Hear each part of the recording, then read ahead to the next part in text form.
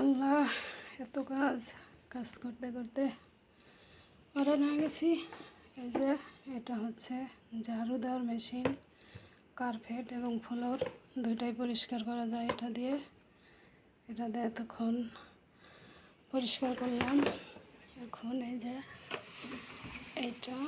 এটা হচ্ছে মোছার ঘর মোছার মেশিন।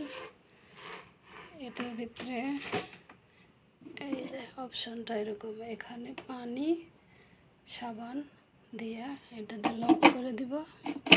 দেওয়ার পরে এই যে এটা দিয়ে এখানে নিচেই আছে দেখুন, এই যে এরকম সিস্টেম।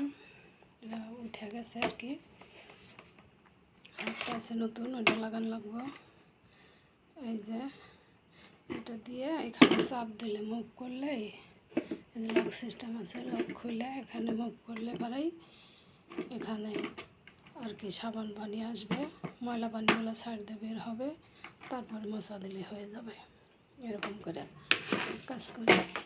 এই যেগুলো দিয়ে কাজ করি, কাজ যতই মেশিন দিয়ে করি কিন্তু হাতের প্রয়োজন হয়, হাত দিয়ে পরিশ্রম করতে হয়।